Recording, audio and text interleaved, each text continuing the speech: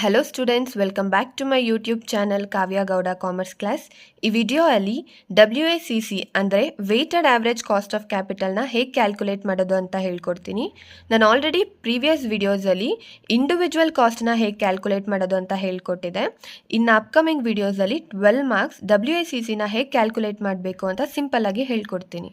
Individual ಆಗಿ specific ಆಗಿ ಅಂದರೆ ಈಕ್ವಿಟಿ, ಪ್ರಿಫರೆನ್ಸ್ ಅಥವಾ ಡಿಬೆಂಚರ್ಸ್ದು ಕೇಳಿದ್ರೆ ಅದು 4 ಮಾರ್ಕ್ಸ್ ಕ್ವಶನ್ ಆಗಿರುತ್ತೆ. ಓವರ್ ಆಲ್ ವೆಯ್ಟೆಡ್ ಕೇಳಿದ್ರೆ ಇದು 12 ಮಾರ್ಕ್ಸ್ ಕ್ವಶನ್ ಆಗಿರುತ್ತೆ. ಈ ಕ್ವಶನ್ ನೋಡೋಣ. Following is the capital structure of a company. ಇದರಲ್ಲಿ ಏನೇನು ಕೊಟ್ಟಿದ್ದಾರೆ ಅಂದರೆ ಸೋರ್ಸಸ್ ಆಫ್ ಫಂಡ್, ಹೇಗೆ ಫಂಡ್ನ ರೇಸ್ ಮಾಡಿದ್ದಾರೆ ಅಂತ ಕೊಟ್ಟಿದ್ದಾರೆ. ಅದು equity share capital 4 lac, 10% preference share capital 2 lac, retained earnings 1 lac ಮತ್ತು 5% ಡಿಬೆಂಚರ್ಸ್ 3 ಲ್ಯಾಕ್. ಟೋಟಲ್ ಆಗಿ 10 ಲ್ಯಾಕ್ಸ್ ಅಮೌಂಟ್ನ ಇವರು ರೈಸ್ ಮಾಡಿದ್ದಾರೆ. ಮತ್ತು ಇಲ್ಲಿ ಕಾಸ್ಟ್ ಬಗ್ಗೆ ಕೂಡ ಇನ್ಫಾರ್ಮೇಷನ್ ಕೊಟ್ಟಿದ್ದಾರೆ. The cost of equity is 15% and retained earnings is 8%. Compute weighted average cost of capital. ಮತ್ತು ಇಲ್ಲಿ ಪ್ರಿಫರೆನ್ಸ್ ಶೇರ್ ಕ್ಯಾಪಿಟಲ್ದು ಕೂಡ ಕಾಸ್ಟ್ ಇಲ್ಲೇ ಮೆನ್ಷನ್ ಮಾಡಿದ್ದಾರೆ, 10% ಇದೆ. ಮತ್ತು ಡಿಬೆಂಚರ್ಸ್ದು ಇಲ್ಲಿ 5% ಕೊಟ್ಟಿದ್ದಾರೆ. ನಾವು ಇಲ್ಲಿ 5%ನ ತಗೊಳ್ಳಂಗಿಲ್ಲ. ಯಾಕೆ ಅಂದರೆ ಡಿಬೆಂಚರ್ ಇಂಟ್ರೆಸ್ಟ್ಗೆ ನಮಗೆ ಏನಂದರೆ ಟ್ಯಾಕ್ಸ್ ಬೆನಿಫಿಟ್ ಇದೆ. ಸೊ ನಾವು ಯಾವತ್ತೂ ಆಫ್ಟರ್ ಟ್ಯಾಕ್ಸ್ ಕಾಸ್ಟ್ನೇ ತಗೊಬೇಕಾಗುತ್ತೆ. ಆಫ್ಟರ್ ಟ್ಯಾಕ್ಸ್ ಕಾಸ್ಟ್ ಅಂದರೆ ಈಗ ಏನು ಕಾಸ್ಟ್ ಇರುತ್ತೆ ಅದು ಟ್ಯಾಕ್ಸ್ ಡಿಡಕ್ಟ್ ಆದಮೇಲೆ ಇರಬೇಕು. ಅದು ಈಕ್ವಿಟಿ ಪ್ರಿಫರೆನ್ಸಲ್ಲಿ ನಾವು ಡಿವಿಡೆಂಡ್ಗೆ ಟ್ಯಾಕ್ಸ್ ಬೆನಿಫಿಟ್ ಇರೋದಿಲ್ಲ, ರಿಟೈನ್ಡ್ ಅರ್ನಿಂಗ್ಸಲ್ಲಿ ಕೂಡ. ಆದರೆ ನಾವು ಡಿಬೆಂಚರ್ಸ್ ತಗೊಂಡ್ರೆ ನಮಗೆ ಟ್ಯಾಕ್ಸ್ ಬೆನಿಫಿಟ್ ಸಿಗುತ್ತೆ. ಸೊ ನಾವು ಈ ಡಿಬೆಂಚರ್ಸ್ 5% ಕಾಸ್ಟ್ ಏನಿದೆ ಇದರಲ್ಲಿ ಟ್ಯಾಕ್ಸ್ನ ಇವಾಗ ಮೈನಸ್ ಮಾಡ್ಕೋಬೇಕಾಗುತ್ತೆ. ಹೇಳ್ದಂಗೆ ಆಲ್ರೆಡಿ ಈಕ್ವಿಟಿ ಮತ್ತು ರಿಟೈನ್ಡ್ ಅರ್ನಿಂಗ್ಸ್ಗೆ ಕಾಸ್ಟ್ ಅವರೇ ಕೊಟ್ಟಿದ್ರು. ಮತ್ತು ಡಿಬೆಂಚರ್ಸ್ಗೆ ನಾನು ಹೇಳಿದ್ದೆ ಟ್ಯಾಕ್ಸ್ನ ಮೈನಸ್ ಮಾಡಬೇಕು ಅಂತ. ಅದು ಹೇಗೆ ಮೈನಸ್ ಮಾಡಬೇಕು ಅಂದರೆ ನಾವು ಈ ಫಾರ್ಮುಲಾನ ಯೂಸ್ ಮಾಡಬೇಕಾಗತ್ತೆ. ಐ ಅಂದರೆ ಇಂಟ್ರೆಸ್ಟ್, ಇಲ್ಲಿ 1 - T, ಇಲ್ಲಿ ಟ್ಯಾಕ್ಸ್ನ ಮೈನಸ್ ಮಾಡ್ತೀವಿ, ಡಿವೈಡೆಡ್ ಬೈ NP × 100. ಇಲ್ಲಿ ನಾವು ಕಾಸ್ಟ್ನ ಕಂಡುಹಿಡಿತಾ ಇದ್ದೀವಿ, ಯಾವುದ್ರದ್ದು ಅಂದರೆ ಡಿಬೆಂಚರ್ಸು. ಸೊ ಇಲ್ಲಿ 15,000 ಹೇಗೆ ಬಂತು ಅಂದರೆ ಅಮೌಂಟ್ ಇಲ್ಲಿ 3 ಲ್ಯಾಕ್ಸ್ ಇದೆ. ಸೊ 3 ಲ್ಯಾಕ್ಸಲ್ಲಿ ಇಂಟು 5% ಮಾಡಿದ್ರೆ ನಮಗೆ ಎಷ್ಟು ಸಿಗುತ್ತೆ ಅಂದರೆ 15,000 ಸಿಗುತ್ತೆ. So 1 - 0.50.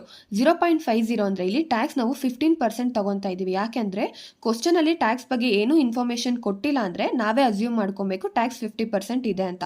So 1 - 0.50 hole divided by NP ಬಂದ್ಬಿಟ್ಟು ಕ್ವಶನಲ್ಲೇ ಎಷ್ಟಿದೆ ಅಂದರೆ 3 ಲ್ಯಾಕ್ ಇದೆ. ಸೊ ಈ 3 ಲ್ಯಾಕ್ನ NP ಅಂತ ತಗೊಂಡು ಇಂಟು 100 ಮಾಡಿದಾಗ ನಮಗೆ ಕಾಸ್ಟ್ 2.5% ಸಿಗುತ್ತೆ. ಕ್ವಶನಲ್ಲಿ ಆಲ್ರೆಡಿ KP ಅಂದರೆ ಪ್ರಿಫರೆನ್ಸ್ ಶೇರ್ ಕ್ಯಾಪಿಟಲ್ಗೆ 10% ಕಾಸ್ಟ್ ಅಂತ ಕೊಟ್ಟಿದ್ದಾರೆ. ನೀವು ನೋಡ್ಬೋದು ಇಲ್ಲಿ ಕ್ವಶನಲ್ಲಿ 10% ಕೊಟ್ಟಿದ್ದಾರೆ. ಆದರೂ ನಿಮಗೆ ಡೌಟ್ ಇದ್ದರೆ ನೀವು ಈ ಫಾರ್ಮುಲಾ ಹಾಕಿ ಚೆಕ್ ಮಾಡ್ಕೊಳ್ಳಿ. KPದು ಹೇಗೆ ಕ್ಯಾಲ್ಕುಲೇಟ್ ಮಾಡೋದು ಕಾಸ್ಟ್ನ ಅಂದರೆ KP = D divided by NP × 100. Dividend ಎಷ್ಟು ಪೇ ಮಾಡ್ತಿದ್ದೀವಿ ಅಂದರೆ ಇಲ್ಲಿ 2 ಲ್ಯಾಕ್ಸ್ ಇದೆ ನೋಡಿ. 2 ಲ್ಯಾಕಲ್ಲಿ ಇಂಟು 10% ಡಿವಿಡೆಂಟ್ ಪೇ ಮಾಡಿದ್ರೆ ನಮಗೆ ಇಲ್ಲಿ D ಬಂದ್ಬಿಟ್ಟು 20,000 ಸಿಗುತ್ತೆ.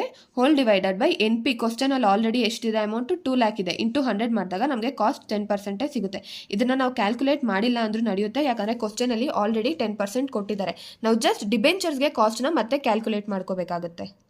ಈಗ ಆನ್ಸರ್ನ ಹೇಗೆ ಸಾಲ್ವ್ ಮಾಡೋದು ಅಂತ ನೋಡೋಣ. ನಾವು WACCನ ಕ್ಯಾಲ್ಕುಲೇಟ್ ಮಾಡಬೇಕಂದ್ರೆ ಈ ಫಾರ್ಮ್ಯಾಟ್ನ ಯೂಸ್ ಮಾಡಬೇಕಾಗುತ್ತೆ. ಮೊದಲಿಗೆ ಸೋರ್ಸಸ್ ಆಫ್ ಫಂಡ್ ಹಾಕ್ಕೊಳ್ಳಿ, ಅಮೌಂಟ್, W ಅಂದರೆ ಇಲ್ಲಿ ವೆಯ್ಟ್ಸ್ನ ನಾವೇ ಕ್ಯಾಲ್ಕುಲೇಟ್ ಮಾಡಬೇಕಾಗತ್ತೆ. ಆಫ್ಟರ್ ಟ್ಯಾಕ್ಸ್ ಕಾಸ್ಟ್ನ ಆಲ್ರೆಡಿ ಕ್ವಶನಲ್ಲಿ ಈಕ್ವಿಟಿದು 15% ಕೊಟ್ಟಿದ್ದಾರೆ, ಮತ್ತು ರಿಟೈನ್ಡ್ ಅರ್ನಿಂಗ್ಸ್ದು 8%, ಪ್ರಿಫರೆನ್ಸ್ದು 10%, ಮತ್ತು ನಾವು ಡಿಬೆಂಚರ್ಸ್ದು 2.5%ನ ಆಲ್ರೆಡಿ ಫೈಂಡ್ ಔಟ್ ಮಾಡ್ಕೊಂಡಿದ್ದೀವಿ. ಮತ್ತು ಇದು XW ಅಂದರೆ ವೆಯ್ಟೆಡ್ ಕಾಸ್ಟ್ ಆಗಿರುತ್ತೆ. ನೆಕ್ಸ್ಟ್ ಸೋರ್ಸಸ್ ಆಫ್ ಫಂಡಲ್ಲಿ ಏನೇನಿದೆ ಅಂದರೆ ಕ್ವಶನಲ್ಲಿ ಏನಿದೆಯೋ ಅದನ್ನೇ ಬರ್ಕೋಬೇಕಾಗುತ್ತೆ. ನೋಡಿ ಇಲ್ಲಿ equity, preference, retained earning, debentures ಏನಿದೆ ಸೇಮ್ ಅದನ್ನೇ ಬರ್ಕೊಂಡಿದ್ದೀನಿ. ಅಮೌಂಟ್ ಕೂಡ ನಾವು ಅದೇ ಸೇಮ್ ಬರ್ಕೋಬೇಕಾಗುತ್ತೆ. ಓವರ್ ಆಲ್ 10 ಲ್ಯಾಕ್ಸ್ ಇದೆ.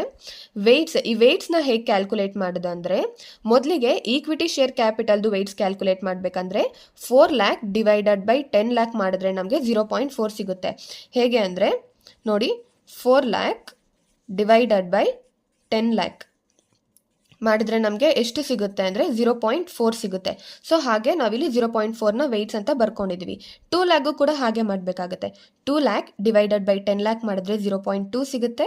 1 ಲ್ಯಾಕ್ ಡಿವೈಡೆಡ್ ಬೈ 10 ಲ್ಯಾಕ್ ಮಾಡಿದ್ರೆ 0.1 ಸಿಗುತ್ತೆ. ಮತ್ತು 3 ಲ್ಯಾಕ್ ಡಿವೈಡೆಡ್ ಬೈ 10 ಲ್ಯಾಕ್ ಮಾಡಿದ್ರೆ 0.3 ಸಿಗುತ್ತೆ. ಸೊ ಓವರ್ ಆಲ್ ಆಗಿ ವೆಯ್ಟ್ಸ್ನ ನಾವು ಕ್ಯಾಲ್ಕುಲೇಟ್ ಮಾಡಿದ್ದೀವಿ. ನಾವು ಇಲ್ಲಿ ವೆಯ್ಟ್ಸ್ನೆಲ್ಲ ಟೋಟಲ್ ಮಾಡಿದಾಗ ನಮಗೆ ಟೋಟಲ್ 10 ಬರಬೇಕು. ಆವಾಗ ನೀವೇನು ವೆಯ್ಟ್ಸ್ ಕ್ಯಾಲ್ಕುಲೇಟ್ ಮಾಡಿದ್ದೀರಾ ಅದು ಕರೆಕ್ಟ್ ಆಗಿರುತ್ತೆ ಅಂತ ಅರ್ಥ. ಸೊ ನೆಕ್ಸ್ಟಲ್ಲಿ ಆಫ್ಟರ್ ಟ್ಯಾಕ್ಸ್ ಕಾಸ್ಟ್ನ ನಾವು ಬರ್ಕೋಬೇಕಾಗುತ್ತೆ. ಆಲ್ರೆಡಿ ನಾವು ಫೈಂಡ್ ಔಟ್ ಮಾಡಿದ್ದೀವಿ. ಸೊ ಈಕ್ವಿಟಿ ಶೇರ್ ಕ್ವಶನಲ್ಲೇ ಹೇಳ್ದಂಗೆ 15% ಇದೆ, ಪ್ರಿಫರೆನ್ಸ್ದು 10% ಇದೆ, ರಿಟೈನ್ಡ್ ಅರ್ನಿಂಗ್ಸ್ದು 8% ಇದೆ, ಡಿಬೆಂಚರ್ಸ್ದು ಟ್ಯಾಕ್ಸ್ನ ಡಿಡಕ್ಟ್ ಮಾಡಿದ್ಮೇಲೆ ನಮಗೆ 2.5% ಸಿಕ್ಕಿದೆ. ಸೊ ಇವಾಗ ನಾವು ವೆಯ್ಟೆಡ್ ಕಾಸ್ಟ್ನ ಕ್ಯಾಲ್ಕುಲೇಟ್ ಮಾಡಬೇಕಾಗುತ್ತೆ. ಹೇಗೆ ಅಂದರೆ ನಮಗೆ ವೆಯ್ಟ್ಸ್ ಏನು ಸಿಕ್ಕಿದೆ ಅದರಿಂದ ಆಫ್ಟರ್ ಟ್ಯಾಕ್ಸ್ ಕಾಸ್ಟನ್ನ ಮಲ್ಟಿಪ್ಲೈ ಮಾಡಬೇಕಾಗುತ್ತೆ. 0.4 ಇಂಟು 15 ಮಾಡಿದ್ರೆ ನಮಗೆ 6 ಸಿಗುತ್ತೆ.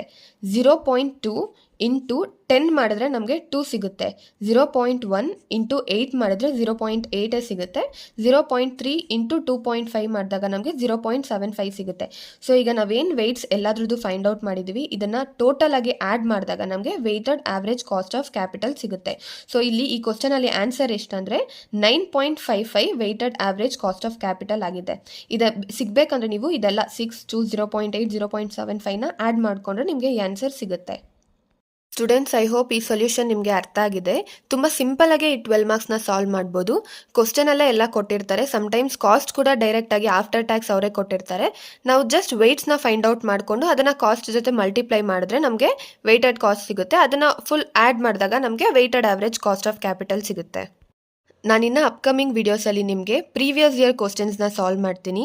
ಇನ್ನು ಯಾವುದಾದ್ರೂ ಕ್ವಶನ್ಗೆ ಎಕ್ಸ್ಪ್ಲನೇಷನ್ ಬೇಕು ಅಂದರೆ ಕಮೆಂಟ್ಸಲ್ಲಿ ತಿಳಿಸಿ. ಈ ವಿಡಿಯೋ ನಿಮಗೆ ಇಷ್ಟ ಆಗಿದ್ರೆ ಲೈಕ್ ಮಾಡಿ, ಶೇರ್ ಮಾಡಿ ಮತ್ತು ಸಬ್ಸ್ಕ್ರೈಬ್ ಮಾಡಿ. Thank you.